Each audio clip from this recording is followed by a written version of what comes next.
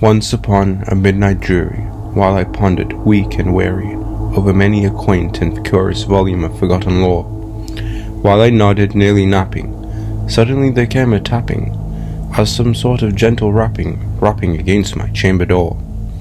"'Tis some visitor," I muttered, tapping at my chamber door, only this, and nothing more. Ah, distinctly I remember, it was in the bleak December, and each separate dying ember wrote its ghost upon the floor. Eagerly I wished the morrow, vainly I had sought to borrow from my books surcease of sorrow, sorrow for the lost Lenore, for the rare and radiant maiden whom the angels named Lenore, nameless here for evermore. And the silken, sad, uncertain rustling of each purple curtain thrilled me, filled me with fantastic terrors I'd never felt before, so that now, to the still beating of my heart, I stood repeating, "'Tis some visitor entering at my entrance at my chamber door, some late visitor entering at the entrance at my chamber door. This is it, and nothing more." Presently, my soul grew stronger, hastening, then no longer. "Sir," I said, "or madam, truly your forgiveness I implore, but the fact is I was napping, and so gently you came rapping, and so faintly you came tapping at my chamber door, that I scarce was sure I heard you. Here I opened wide the door, darkness there and nothing more. Deep into the darkness peering, long I stood there wondering, fearing, doubting, dreaming dreams of no mortal had ever dared to dream before. But the silence was unbroken, and the stillness gave no token, and the only word there spoke was the whispered word, Lenore. This I whispered, and an echo murmured back the word Lenore. Turning all my soul with me, burning soon, I heard a tapping somewhat louder than before. "Surely," I said, "surely that is it. Something at the window lattice. Let me see then what the threat is, and this mystery I shall explore. Let my heart be still a moment, and this mystery I shall explore. 'Tis the wind and nothing more. Open here I flung the shutter, when many a flirt and flutter, and in the step a stately raven, on the saintly days of yore.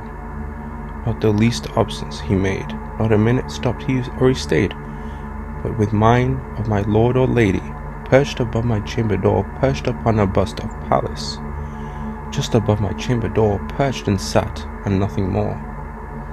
Then this ebony bird of beguiling my sad fancy into smiling, by the grave and stern decorum of countenance it wore.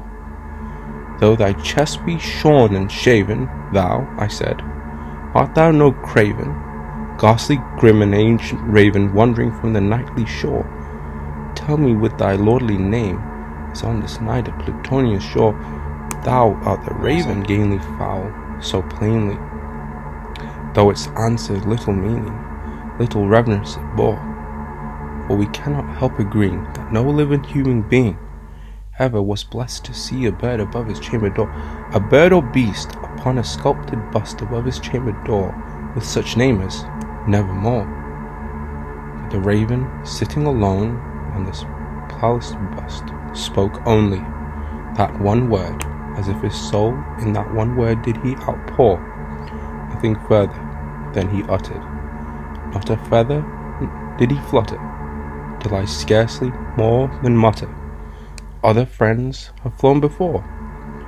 On the morrow he will leave me, as he hopes he had ever flown before." But then the bird said, with the stillness, broken reply, aptly spoken, "Doubtless," I said, "what it utters is only stock and store, caught from some unhappy master, whom unmerciful disaster followed fast and followed faster, till his songs I wheeled a cushioned seat in front of the bird, in front of the bust and door.